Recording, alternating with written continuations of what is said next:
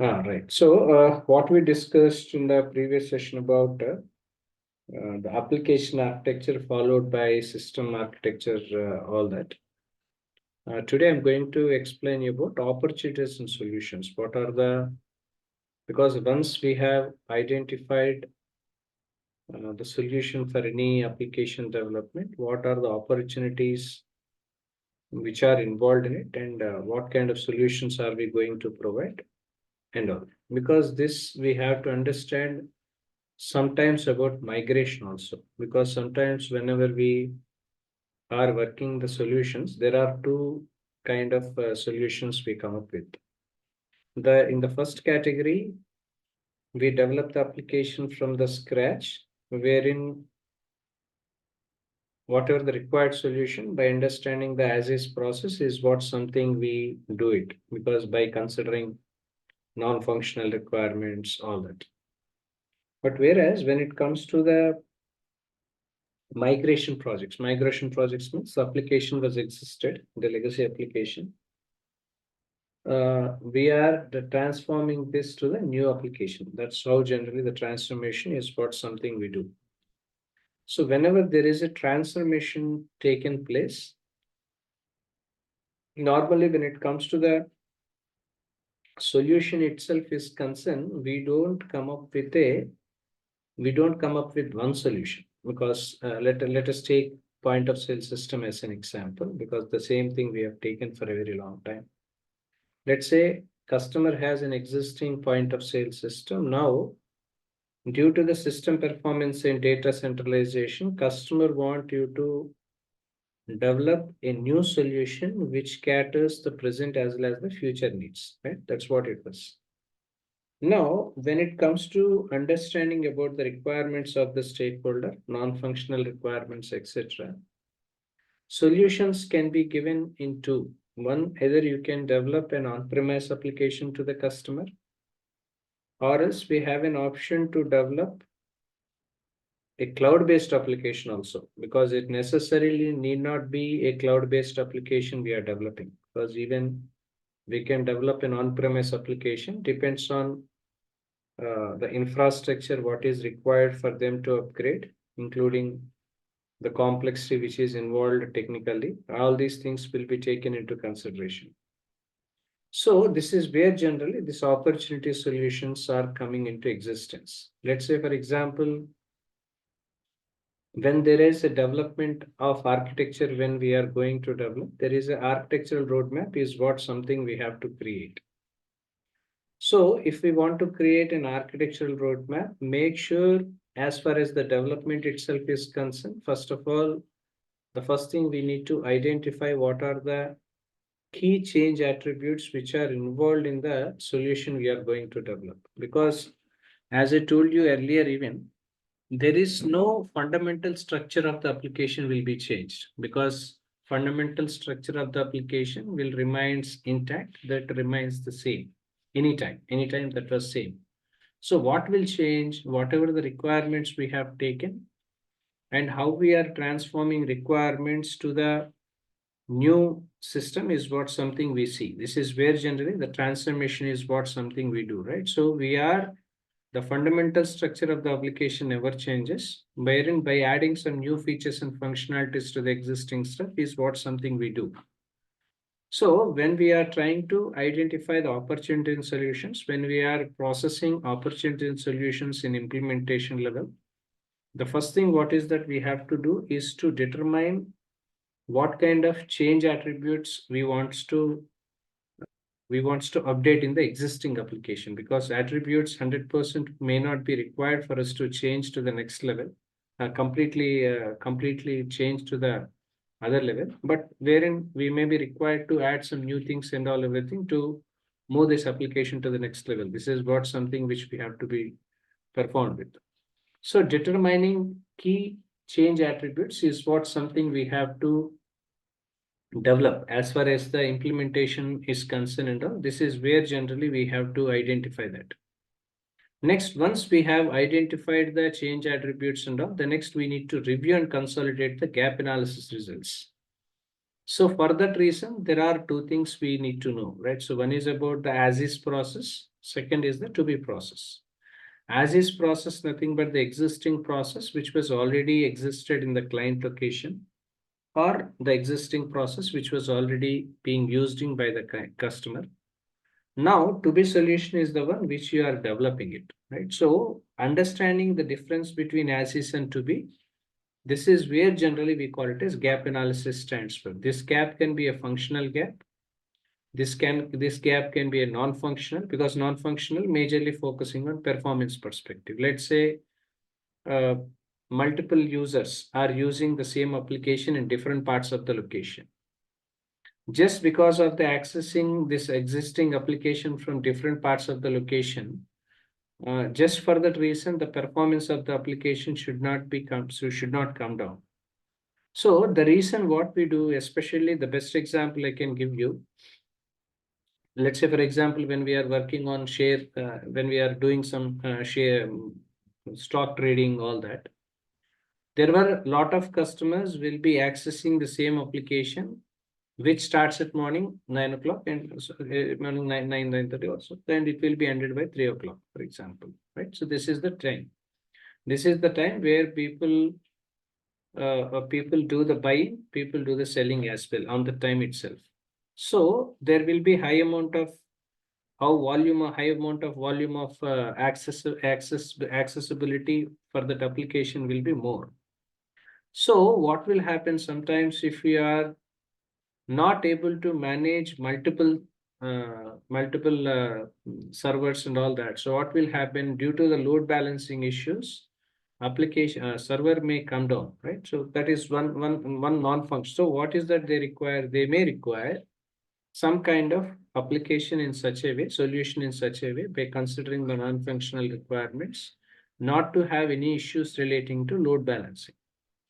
So, okay, so it doesn't mean that there was no load balancing earlier it was, but it may be confined only for a particular server. Due to the usage and huge heavy traffic over the accessing of the existing application, customer may require to you to develop multiple servers and all, so that load will be balanced in all the systems equally. Okay, this is where generally gap analysis results and all everything are coming into picture. So gap analysis is what something we have to identify between two things. One is about the as is process what we have, at the same time to be process. Now, if you want to develop gap analysis results and all, if you want to review and consolidate the gap analysis reviews, all that, make sure you have to consolidate the architecture requirements, because architecture requirements, again, if you can go back to the enterprise architecture, as I told you, there are 4, right? So because to what extent this gap in our gap requirements, which we are going to results, which we are going to address in terms of the implementation side, in what way this is reflecting in the business architecture, because business architecture focusing on the business goal, what they wants to achieve. So the results what we have identified and what is that we were about to address must be equal to the business requirements which customer is expecting. This is where the first point we have to see with. Next, second, application architecture. Application architecture is also something which we have to be considered with in terms of the requirements are concerned. Why? Because these application have some dependencies. Something like inventory management system, which are the internal components, might be dependencies. So when there are dependencies which are involved in it, especially it is always important for us to identify. So how these system architecture requirements has to be addressed, because multiple systems were interconnected here, multiple applications were interconnected here. So when there are any changes are we making directly or indirectly, it impacts on the other application as well as the process, which leads to the inaccuracy of the application results. So when it comes to the consolidation of architectural requirements, you have to consider the application architecture also. Next, systems architecture is what something we have to consider with, because configuration of the systems or the infrastructure, whatever are we going to use and all everything is what something which is essentially important, which is what something we have to be identified. Next about data requirements means what sort of data we are using and how the data flow process is happening is what something we have to see. So data flow process is what something we have to understand, because how the data is flowing from one system to another system, there shouldn't be any sort of difficulty in transforming the data from one to another. Let's say earlier there was an application, let's say for example, they are using an inventory application or a CRM application, which is an on-premise one. Now we are developing whatever the application solution you are developing is a cloud one. So the data transformation is what something, how the transformation of data must be streamlined is what something which we have to be identified. So consolidating architectural requirements is what something which we have to be focused whenever we have whenever we are identifying gap analysis results on that. Next, when it comes to the architectural requirements, the next we need to consolidate and reconcile the interoperability requirements, whatever is needed essentially. So this is optional. Interoperability requirements depends on the system complexity. What is that we have taken, that will be taken into consideration. Next, we have to identify the guidelines also, because what are the guidelines which are required for us to implement the solution. These guidelines again uh, depends on the practices of compliance standards which organization follow, because our customer to customer, client to client, these sort of things might be required, may have some changes in between. So when we are going to develop this, we have to understand about what sort of guidelines do we require to use, to what extent the specifications and all everything is what something which we have to be considered is what we have to do in this level. Next, based on that, we have to formulate a migration strategy planning. This is where generally gap analysis is what something we have done in the beginning, because this is where migration was. Okay, so because assume that there was a legacy application developing a new application. So means you are, first of all, you have to identify the as is process, and whatever the to be process you want to develop is what something you have to be identified before. So this is where migration comes into picture, means you are migrating the data from as is to be system. So first of all, we need to identify what are the gaps which are involved in it. This is where generally gap analysis and results come into picture. So followed by this, we must be identified what sort of migration strategy is required. Means, are you going to migrate the data completely? Because data migration is what something we have to be performed with. If you want to migrate the data and all, first of all, there is a staging environment and staging database has to be created. So when we are identified staging database, staging environment and staging database was created, when there is a migration strategy we follow, we have to see what kind of file format customer is expecting at the end of the day, because the file formats in the existing legacy systems might be something different. Then whatever the file formats are we implementing nowadays might be something different, right? It will not be the same all the time, right? So this may vary. This is where when we are working on the migration strategy, we have to see, right? So because what was the existing file format and which file format end of the day output is required for the customer is what something which we have to be seen with. So we need to identify and we need to come up with a migration strategy in such a way. So how this migration strategy has to be implemented. So before the implementation and all, we have to identify what kind of migration strategy is required. So based on that, how this can be implemented. Again, this is again depends on the amount of time we have required, because I'll give you an example to you. Let's say we are working on some e-commerce applications when there is a migration is taken place. So customer may not be required you to migrate the complete application at a time, right? They may be required in phase wise. They may be required in phase wise, because as of now, the application is working fine, but they want to transform their application to the next level. So as long as it is not impacting the existing business activity they are following, there won't be any problem. So what customer is expecting you when there is a migration phase we'll do based on the priority basis. Based on the priority basis, whatever is required, so that will be completed and that will be transformed first. Let's say file format is what the transformation we have to do. So first of all, we focus more on the file transformation. File transformation means from the existing file format to the new file format, whatever is required and all everything is what something we have to be seen with. So this is where generally this migration strategy is what something we see. Again, this is again depends on the customer requirement. Means depends on their urgency, depends on the priority, depends on the timelines what we have, depends on the complexity of migration which requires for us to implement. Because when we want to implement this migration and all, we have to see to what extent it will be possible for us to transform this successfully is what something we have to see. This is where generally this migration strategy come into picture. So implementation of migration strategy is what something we have to be prepared at this level. So once the migration strategy is being prepared and all, so subsequently that migration strategy plan has to be prepared as a document format, because now and then, every document we have we have architectural design document formats. Even to the matter to the fact when we are transforming to the agile environment, even now also we have documents. Because even now, even we follow the traditional approaches, we have documents we are preparing, even for architectural roadmap, even architectural requirement specifications, migration planning, even for definition document, we have exclusive documents we are preparing. Equally, whenever we are working on agile environment, because we have a general perception stated that in agile we don't see any we don't require and we don't see any documentation, right? So it is not something no documentation, less documentation, I can say, always say.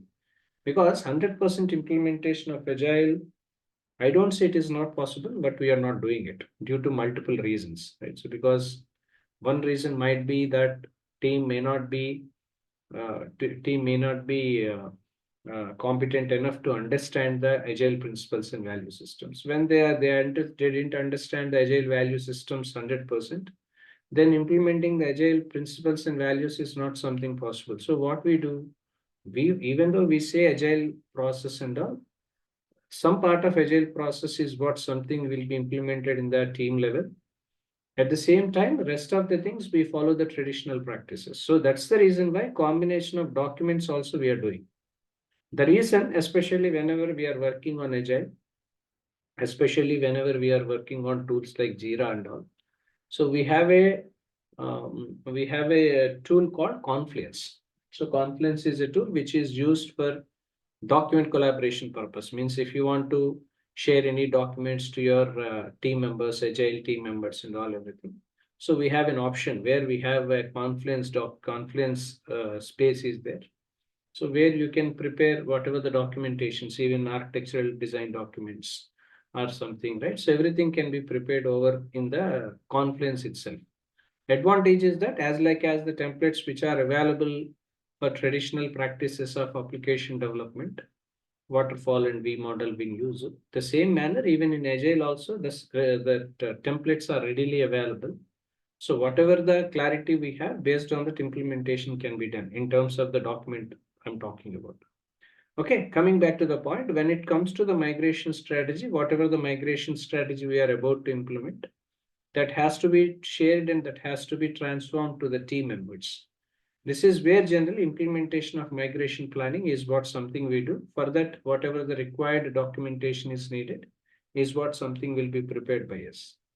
Equally, whenever there is a consolidation of architectural requirements we have prepared, so even that will be prepared as an architectural requirement specification. But some organizations, normally we don't prepare architectural requirement specification as separate. Normally what we do whenever we are preparing software requirement specification SRS document by the technical team, all that, even this architectural designs and all everything is what something will be included in it, so that we don't require to prepare multiple documents n number of times, right? So which leads to confusion among the people, which normally we don't do it, right? So architectural requirement specification is what something which we have to be known with. Next, once we have identified the migration strategy, next we need to identify what are the major work packages has to be implemented. Subsequently, we need to identify how the architecture has to be transitioned. Transitioning, when we are transitioning the application, So this transitioning state will be happened in phase wise, because 100% transition of the solution we are developing won't be done 100%, because that much the transition, even though it's a technology, it's been involved by the human intervention, right? So when there is a human intervention involved, there is an amount of time which is required for us to do the transition. So 100% transition is not something we do in immediate, because that much of time won't be available. So transition time will be taken, right? So there is some amount of time which is required for us to do the transition of architectures I'm talking about, identifying the transition architectures, all that.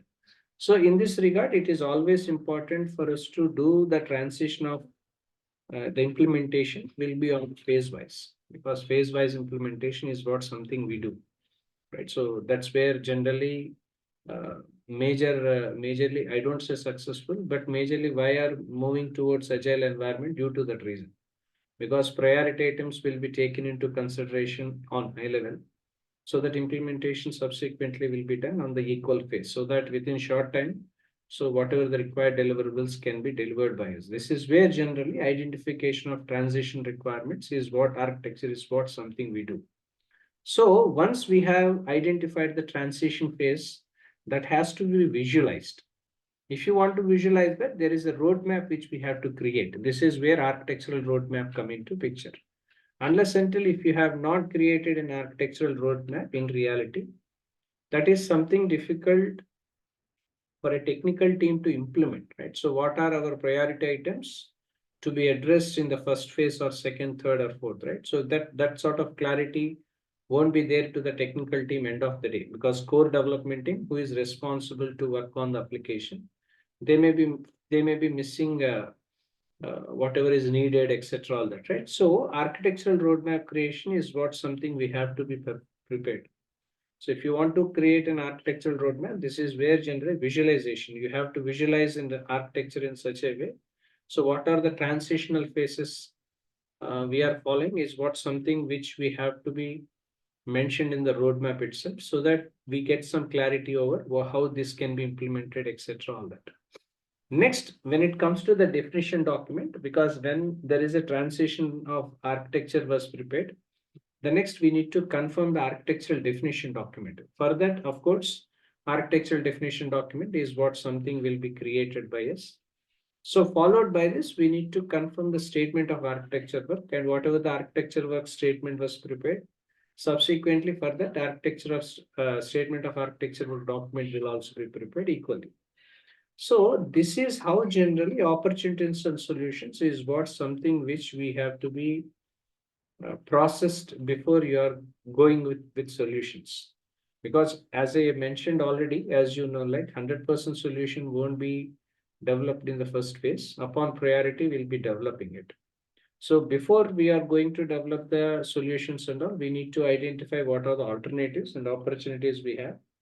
Among those, which opportunity and which solution is rightly acceptable and useful nowadays as what something which we have to see. Based on that, whatever the required solutions we are needed for us to implement implemented or will be decided based on those grounds. This is where generally opportunities and solutions are coming into picture. Is it clear? Aishwarya and Yeah. Yes, sir. Ramkrishna. Yes.